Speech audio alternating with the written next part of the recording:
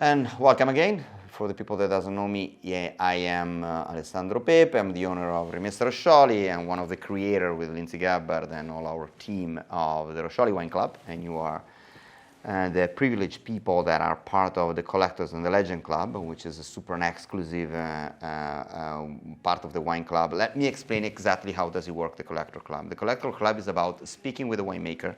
I started to actually deal with them like 10, 15 years ago, mainly for the restaurant, because I realized that a bottle that is settled down in the cellar of the winery is a completely different experience than a bottle that has been traveling all around from one restaurant to another. So it's easy to buy wines in auctions, but you never know where these wines actually were kept all time long. But also what I've actually noticed that when you don't move the bottle in the first 5, 6, 7, 8 years from the producer, there is something like magic. And trust me, you can speak with any sommelier, with Hugh Johnson or Jensen Robinson, they will always tell you this, that when they go directly to a winery and they taste a bottle that has got maybe 6, 7, 8, 10 years, it's a completely different experience than opening that bottle in a restaurant. So I want to tell you that like 90% of the bottles actually I'm presenting of this selection, the 12 bottles plus the 3 for the only reds, are coming directly from the cellar, and they shipped it last 2 weeks. So what I'm talking about is this bottle that is for 2014, that is actually 6 plus 2, 8 years old. It's coming directly from France, and it arrived, I think, less than a week ago. At the moment, we are in October 12th. The same thing I would say for this Amarone, for example, the Villa Spina, the Paitin. This is such lucky, incredible experience because Paitin, he still has, this is actually his last portion of Special Reserve Barbaresco 2007. Just is to understand what's going on, because sometimes people say, oh, but I found that bottle to a different price. I'm like, yeah, but where does that bottle come from? Okay, so you don't know where that bottle come from, who kept it. It's not just a matter of selection. I will repeat over and over that being part of the wine club gives you a lot of privilege, which wine is one of them, especially for the collector of the legend. If you will be in Rome, you have the possibility to have a free tasting of one of our collectors and legend tasting, which is 17 wines paired with more than 10 plates of food. And you can have a free visit on wineries, and we just actually bought a little house in Etna, so you can have also the privilege to stay there for free. It's in the middle of the vineyard, and to have a private tasting with a winemaker. There is an extra thing that for our American friends that lives in the East Coast, an extra surprise, but I cannot tell you now because you know it's not 100% sure. But from our friends from the East Coast of US, that they're going to have an incredible privilege if they are part of our wine club. So stay with us. So we're going to start with the first Champagne, and which is almost 100% Pinot Meunier, is 91% Pinot Meunier. Champagne Franck Pascal, Harmonie, and Harmonie, sorry. We are in the Côte de Blanc, and it's a biodynamic producer and organic producer, which is not easy to find good biodynamic producers in Champagne. Especially, it's not easy to find organic producers in Champagne in general. There is a bit of a movement that is coming out in the last 15 years, mainly due to the strength of Vincent Pascal and Celos. They started to collect the small group of Bio Champagne. They make a beautiful wine fair mid of April. I would suggest to go there. It's incredible. At Reims, in the cathedral, they do tastings for more than 100 winemakers, and there are really some of the best champagne ever produced there. When we talk about champagne, you have to remember that there is the big wineries. There is now belong all to Louis Vuitton or Tennessee. I'm talking about Veuve Clicquot, Dom Pérignon, and Krug, and so on. Krug used to be a different story. Still it is in a way. But we're talking about wines that are somehow more confectionery. Then we have the small growers, and they used to struggle a bit, against the big companies, and now they're coming out. If you go, for example, in the most fancy wine bars in New York or in Rome, you will not find those big names, but you might find more champagne like this one here, like Marguet, like Vincent Bliard, like Celos, like Tarlan, for example. I'm speaking with a French accent now. And so we're talking about Vallée de la Marne, southeast of Reims, and we're talking about Pinot Meunier, which is a kind of a rustic grape variety. And I love when winemakers are able to make an elegant version of Pinot Meunier. It's kind of not easy. It usually is the challenge of a lot of winemakers trying to make an elegant Pinot Meunier. And this is a beautiful, beautiful bottle of champagne, nice and elegant and complex, and enjoy it with any possible meal you would like to pair with. Then our friend Emanuele Pancrazzi. Now we go in the Lazio area. We are not so far from Viterbo, north of Rome, close to the border of Tuscany. We are in the area of the Buteri, and it's somehow the west coast, and the Buteri are the cowboys of Italy. And it's such a wild area because it's a natural park. And this is 100% Grenache. It's only 600 bottles produced, and it's a unique type of bottle that needs a bit of time. Comparing to all the other wines that are already settled down and ready to drink, I would suggest to wait a bit. This have to go with some wild boar or some game, something strongly flavored, even pork chops. This is a perfect barbecue. If you don't put any barbecue sauce on the top, of course, pork chop with a bit of a spice is great. Grilled pork chop is a great type of wine. Grenache is a Mediterranean grape variety, so this is pressed because we are actually not so far from the sea. There is a nice breeze coming from the sea, and you have the higher hills on the background, and it's a nice environment. Also, it's surrounded by the forest. Sometimes we talk about organic winemakers, but it's sometimes a bit silly to talk about organic winemakers if they don't put chemicals, but then if their vineyard is beside an industry or another winery that put chemicals in the soil, it doesn't really change. So when you have a vineyard that is surrounded by a forest and a national park, you might be guaranteed that that area is not contaminated under a certain amount of limit, because nowadays everything is totally contaminated. And this is our outsider. It's our outsider because this is a Barbera. Barbera is not a Barolo, no, not like this and this. It's a Barbera is a simple type of wine. It used to be an everyday wine. But when you go to Walter Massa, and I remember I was doing a tasting with him. We were in... like 7-8 years ago, we were tasting all his Timorasso, which is the white wine. Is the region we're talking about? We're talking about Tortona, Colli Tortonesi. So it's southeast of the Barolo area, close to the border between Liguria and the Piedmont, and it's a beautiful area that has been rediscovered for quality wine only in the last 20 years. We need to thank this guy. Walter Massa is the guy somehow recreated the concept of Timorasso and the quality wines of that area, because everyone was talking about maybe Cinque Terre, Vermentino, or Barolo and Barbaresco. So we're kind of away. And we're actually in the crossing border, because that area is in between Emilia-Romagna, between Lombardy, Liguria, and the Piedmont. And also the dialect they speak, the food that they eat, is something in between these four regions. And it's a place that is beautiful climate. We're on the higher hills. And we were trying his astonishing white wine, and at the end he brought some bottles from the 80s of Barbera. I said, "What are you talking about? Why are you doing Barberas like that is aged 25 years old?" And boom, the wine was incredible. Possibly one of the most interesting wine I've tried in the last 20 years. So when Walter Massa told me this wine was available for the wine club, I was like, oh, come on, this is a big goal.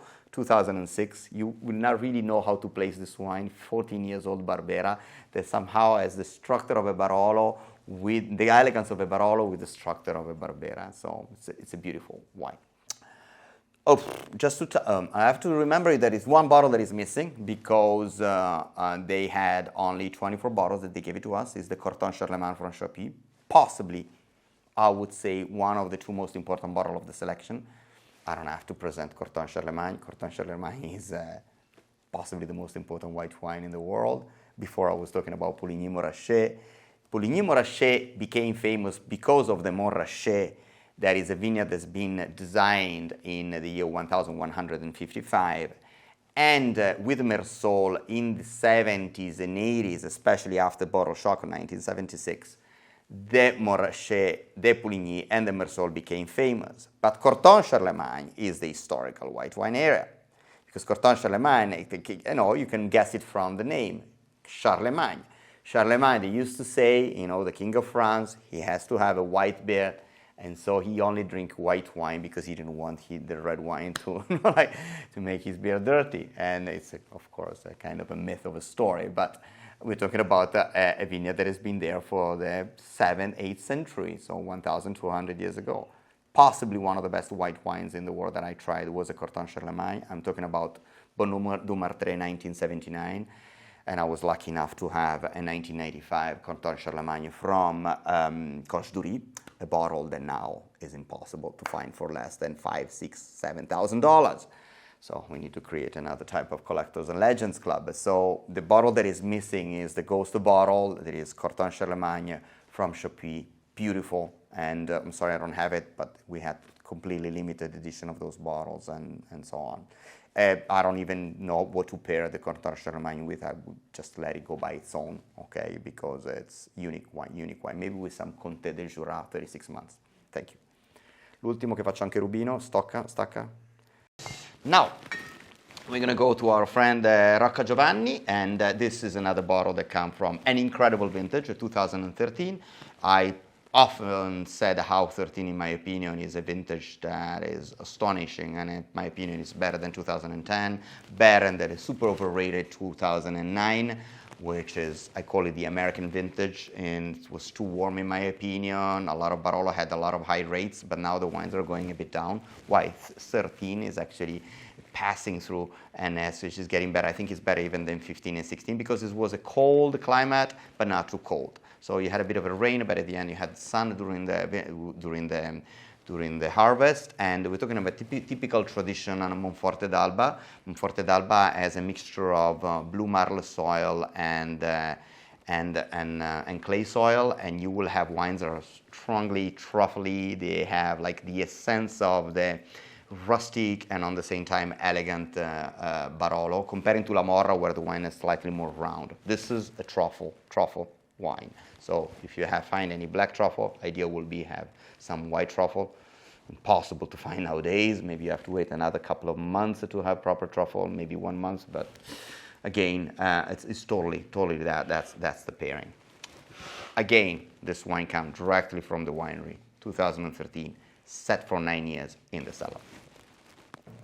And now we're going to go to our Gevrey Chambertin, les Champeaux, les Bourée. We are talking about a small negociant from the area of France, Burgundy in France. And you know what's the game, no? They used to say, kind of assess this joke coming from Brillat-Savarin. You know, in order to describe Chambertin, Brillat-Savarin used to say, I don't remember the place, I don't even remember the lady, but the wine, damn it, was a Chambertin. So how Chambertin used to be such an important type of wine, and it's actually ruled the planet in the concept of Pinot Noir. So if you have Pinot Noir all over the world, it is because of this village. It's divided in 7 Grand Cru and other 7 Grand Cru, sorry, and I made a mistake, 18 Premier Cru, I think.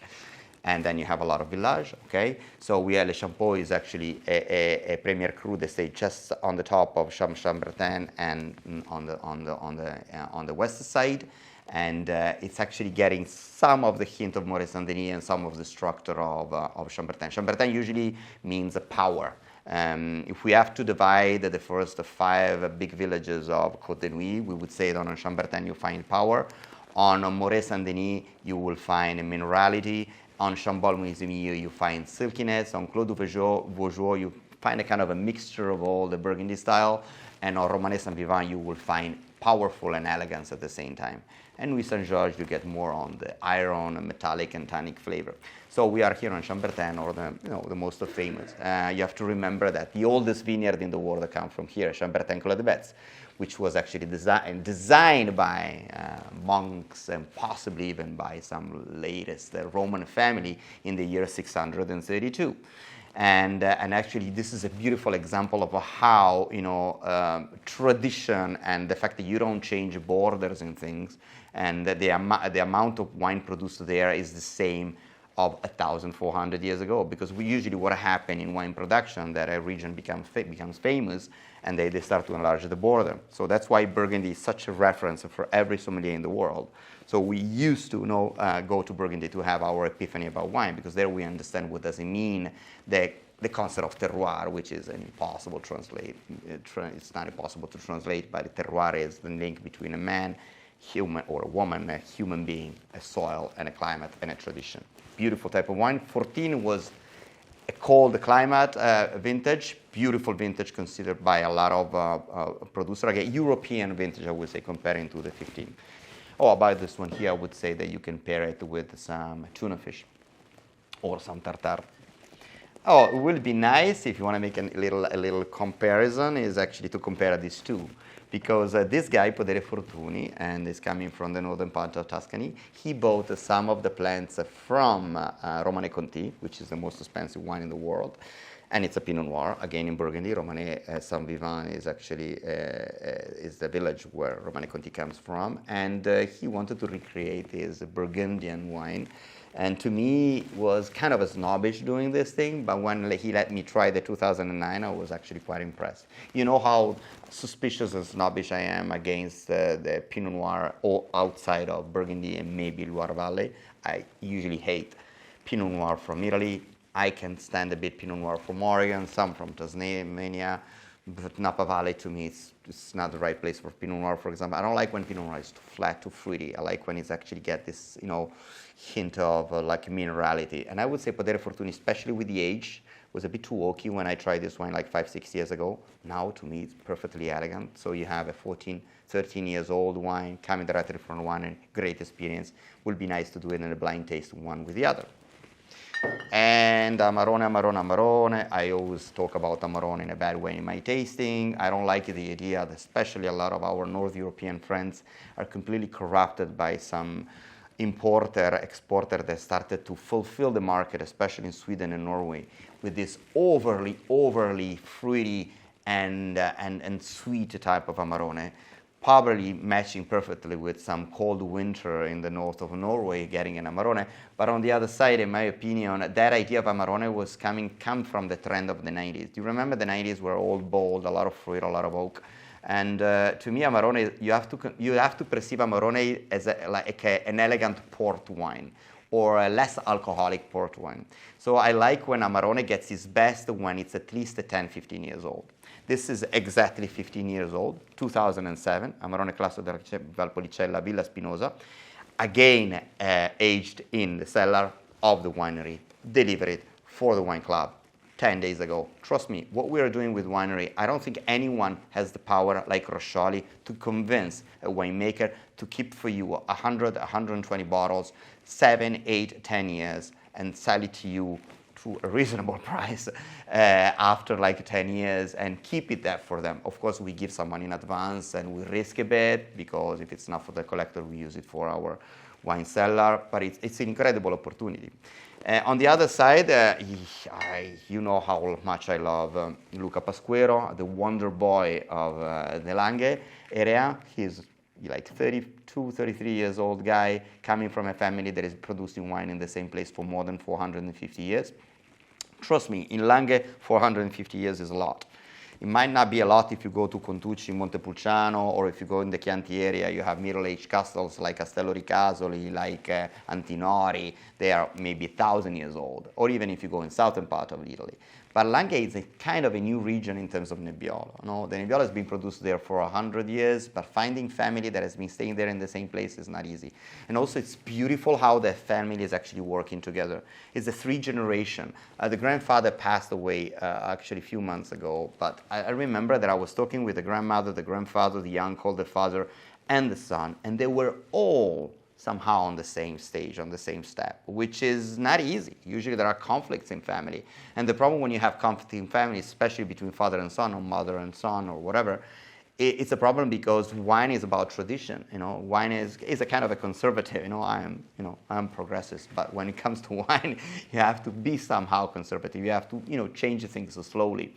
And the way he's interacting with his father, and the way how this wine is getting better and better without losing the soul of the wine, it's absolutely incredible. Luca Pasquero, he's an intellectual. It's nice because sometimes he shares with me like messages on WhatsApp, like. He's such a romantic guy, and his girlfriend, we're here on the full moon, and I thought to give you this Ich met Iranian poetry from the 13th century. And I don't know, it's nice when he match wine with some quotes and stuff. When we talk about Barbaresco, this is actually the Soripa 18, which is a beautiful cru. Typical of the Blue Mar, which is the noble soil of Barbaresco and the southeast part of Barolo, gives you wine that are incredibly austere. How this wine is able to be powerful and elegant at the same time. You need to have some Parmigiano with it, especially if you are trained with Napa Valley wines. This wine's going to be slightly harsh on the first sip, but then with a bit of a Parmigiano, you're going to fall in love and you're going to stop drinking Napa Valley. It's going to be a rehab for you. An incredible wine, 2007, warm vintage, but perfect to drink it now, but it can stay in the bottle another few years, I would say. Okay, this is not exactly the bottle that you're going to have because you're going to have the special Reserve Barbarello, but I don't have it here with me because he had only few. He gave me only 65 one, and you are 65 members, and so I couldn't have a bottle because it's on the shipping company now. SRC probably is one of the most interesting et wine we tried in the last 5-6 years. And it's purest type of Etna, volcanic soil. And the Alberello, which is the freestanding bush, is a really small production of 600 bottles made every year. And he gave us a part of his private selection of 2014, 16, and 17. So you're going to be really lucky. I know you're going to have one of these vintages. I don't know exactly which one because he didn't have enough. We had to do 24, 24, and 24. And there are all of them beautiful vintage. 17 will be slightly more warm, 14 colder, 15 something in between. We're talking about a wine that stays 5, 6, 8 years in the cellar, and you're going to find a wine that gets all on the tertial aromas, all on the spices, all on the smoky flavor.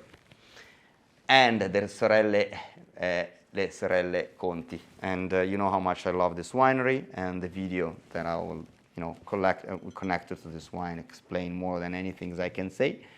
3 daughters that lost their incredible father when he was quite young. He was like 60, 62 years old. And he was an incredible winemaker that was absolutely impossible to deal with commercial issues. You know, he used to make a lot of beautiful wines. He didn't know how to sell them. Coming from an area that has been a bit forgotten, northern part of Piedmont, we are not so far away from the Barolo area. But when Barolo started to develop, especially from 1936 to 1938, as far as I remember, they had 3 continuous years of a hailstorm that destroyed 90% of the vineyard. And after that, you had industrialization, people leaving the countryside, going to factories. One of them was Fiat, for example. And so they moved from 5,000 hectares of vineyard planted from Gattinara to Bocca to less than 50. You can imagine what does that mean. Now people are slightly going back, and Le Sorelle Conti, the Conti family has been there for a long while. They have a beautiful castle where they produce wine. But the interesting story is that the 3 sisters actually suddenly had to deal with the winery, and they didn't know anything about it because they were not part of the business. You know, their father were doing it. At the beginning, they struggled, but then they started to work together. They started to taste the barrels, and it was a way also to get in touch a bit with the father, I think. I don't want to get too much in an Oedipic issue. One of the sisters was away, she came back, and it was about, okay, we need to save this memory. And the Conti wine are completely, you can feel the Nebbiolo touch, but they're more elegant. I wouldn't say feminine again, but yes, they are. Comparing to a Barbaresco, it would be nice actually to do this comparison, if you want to open these 2 bottles one after the other. An incredible type of wine that I would go for, again, with a bit of a truffle if you want. This is 2005, so again, it's coming directly from the winery. It's coming directly aged for more than 10 years in barrels and 5 years in the bottle. So try to like it because it's a wine that is not easy to find.